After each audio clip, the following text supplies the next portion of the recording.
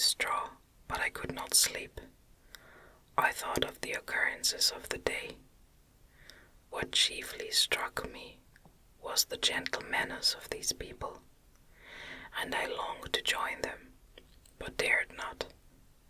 I remembered too well the treatment I had suffered the night before from the barbarous villages, and resolved, whatever course of conduct I might hereafter think it right to pursue, that for the present I would remain quietly in my hovel, watching and endeavoring to discover the motives which influenced their actions. The cottagers arose the next morning before the sun. The young woman arranged the cottage and prepared the food, and the youth departed after the first meal. This day was passed in the same routine as that which preceded it. The young man was constantly employed out of doors, and the girl in various laborious occupations within. The old man, whom I soon perceived to be blind, employed his leisure hours on his instrument or in contemplation. Nothing could exceed the love and respect which the younger cottagers exhibited towards their venerable companion. They performed towards him every little office of affection and duty with gentleness, and he rewarded them by his benevolent smiles. They were not entirely happy. The young man and his companion often went apart and appeared to weep. I saw no cause for their unhappiness, but I was deeply affected by it. If such lovely creatures were miserable, it was less strange that I, an imperfect and solitary being, should be wretched. Yet why were these gentle beings unhappy? They possessed a delightful house, for such it was in my eyes, and even luxury. They had a fire to warm them when chill, and delicious viands when hungry. They were dressed in excellent clothes, and still more they enjoyed one another's company and speech, interchanging each day looks of affection and kindness. What did their tears imply? Did they really express pain? I was at first unable to solve these questions, but perpetual attention and time explained to me many appearances which were at first enigmatic. A considerable period elapsed before I discovered one of the causes of the uneasiness of this amiable family. It was poverty, and they suffered that evil in a very distressing degree. Their nourishment consisted entirely of the vegetables of their garden, and the milk of one cow, who gave very little during the winter, when its masters could scarcely procure food to support it. They often, I believe, suffered the pangs of hunger very poignantly, especially the two younger cottagers. For several times they placed food before the old man, when they reserved none for themselves. This trait of kindness moved me sensibly.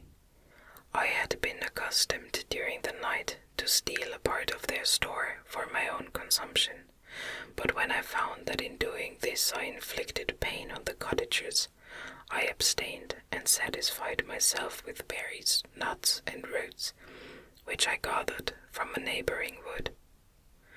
I discovered also another means through which I was enabled to assist their labors. I found that the youth spent a great part of each day in collecting wood for the family fire, and during the night I often took his tools, the use of which I quickly discovered, and brought home firing sufficient for the consumption of several days. I remember the first time that I did this, the young woman, when she opened the door in the morning, appeared greatly astonished on seeing a great pile of wood on the outside. She uttered some words in a loud voice, and the youth joined her, who also expressed surprise. I observed with pleasure that he did not go to the forest that day, but spent it in repairing the cottage and cultivating the garden. By degrees I made a discovery of still greater moment. I found that these people possessed a method of communicating their experience and feelings to one another by articulate sounds. I perceived that the words they spoke sometimes produced pleasure or pain, smiles or sadness, in the minds and countenances of the hearers. This was indeed a godlike science, and I ardently desired to become acquainted with it. But I was baffled in every attempt I made for this purpose. Their pronunciation was quick, and the words they uttered, not having any apparent connection with visible objects, I was unable to discover any clue by which I could unravel the mystery of their reference. By great application, however, and after having remained during the space of several revolutions of the moon in my hovel, I discovered the names that were given to some of the most familiar objects of discourse. I learned and applied the words fire, milk, bread, and wood. I learned also the names of the cottagers themselves. The youth and his companion had each of them several names, but the old man had only one, which was father. The girl was called sister, or Agatha, and the youth Felix, brother, or son. I cannot describe the delight I felt when I learned the ideas appropriate to each of these sounds, and was able to pronounce them. I distinguished several other words, without being able as yet to understand or apply them, such as good, dearest, unhappy. I spent the winter in this manner. The gentle manners and beauty of the cottagers greatly endeared them to me. When they were unhappy, I felt depressed. When they rejoiced, I sympathized in their joys. I saw few human beings beside them, and if any other happened to enter the cottage, their harsh manners and rude gait only enhanced to me the superior accomplishments of my friends. The old man, I could perceive, often endeavored to encourage his children, as sometimes I found that he called them, to cast off their melancholy. He would talk in a cheerful accent, with an expression of goodness that bestowed pleasure even upon me. Agatha listened with respect. Her eyes sometimes filled with tears, which she endeavored to wipe away unperceived. But I generally found that her countenance and tone were more cheerful after having listened to the exhortations of her father. It was not thus with Felix. He was always the saddest of the group, and, even to my unpracticed senses, he appeared to have suffered more deeply than his friends. But if his countenance was more sorrowful, his voice was more cheerful than that of his sister, especially when he addressed the old man. I could mention innumerable instances which, although slight, mark the dispositions of these amiable cottagers. In the midst of poverty and want, Felix carried with pleasure to his sister the first little white flower that peeped out from beneath the snowy ground. Early in the morning, before she had risen, he cleared away the snow that obstructed her path to the milk-house, drew water from the well, and brought the wood from the outhouse, where, to his perpetual astonishment, he found his store always replenished by an invisible hand. In the day, I believe, he worked sometimes for a neighboring farmer, because he often went forth, and did not return until dinner, yet brought no wood with him. At other times he But as there was little to do in the frosty season, he read to the old man and Agatha. This reading had puzzled me extremely at first, but by degrees I discovered that he uttered many of the same sounds when he read as when he talked. I conjectured, therefore, that he found on the paper signs for speech, which he understood, and I ardently longed to comprehend these also. But how was that possible, when I did not even understand the sounds for which they stood as signs? I improved, however, sensibly in this science, but not sufficiently to follow up any kind of conversation, although I applied my whole mind to the endeavor, for I easily perceived that, although I eagerly longed to discover myself to the cottagers, I ought not to make the attempt until I had first become master of their language, which knowledge might enable me to make them overlook the deformity of my figure, for with this also the contrast perpetually presented to my eyes had made me acquainted. I had admired the perfect forms of my cottagers, their grace, beauty, and delicate complexions, but how was I terrified when I viewed myself in a transparent pool. At first I started back, unable to believe that it was indeed I who was reflected in the mirror, and when I became fully convinced that I was in reality the monster that I am, I was filled with the bitterest sensations of despondence and mortification. Alas, I did not yet entirely know the fatal effects of this miserable deformity. As the sun became warmer and the light of day longer, the snow vanished, and I beheld the bare trees and the black earth.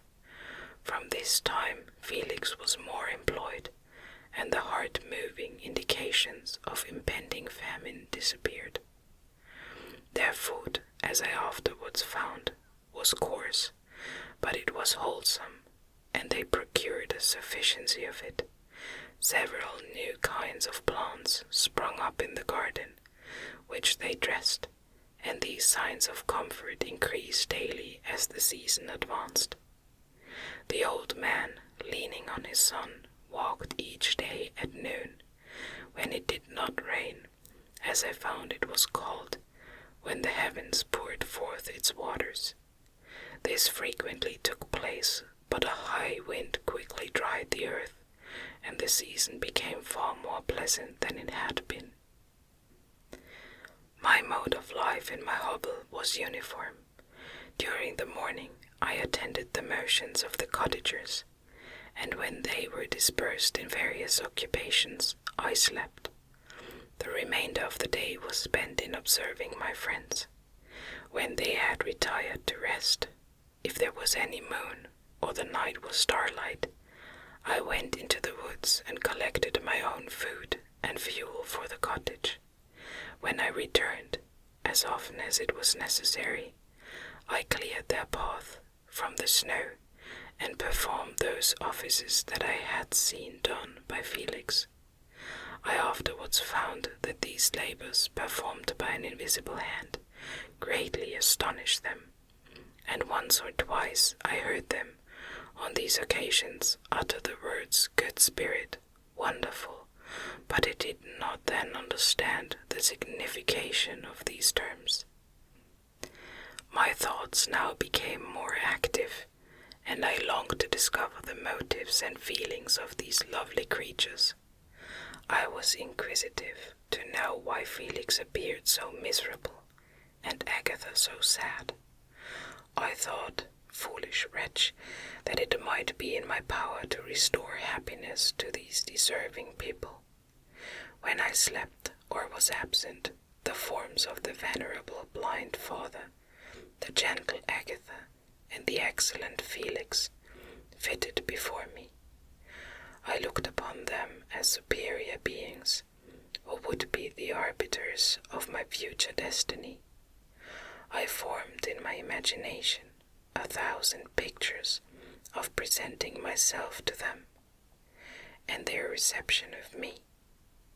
I imagined that they would be disgusted until, by my gentle demeanor and conciliating words, I should first win their favor and afterwards their love. These thoughts exhilarated me and led me to apply with fresh ardor to the acquiring the art of language. My organs were indeed harsh, but supple, and although my voice was very unlike the soft music of their tones, yet I pronounced such words as I understood with tolerable ease.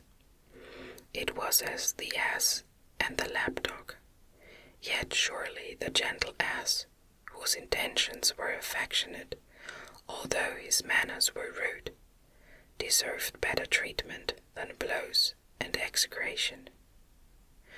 The pleasant showers and genial warmth of spring greatly altered the aspect of the earth.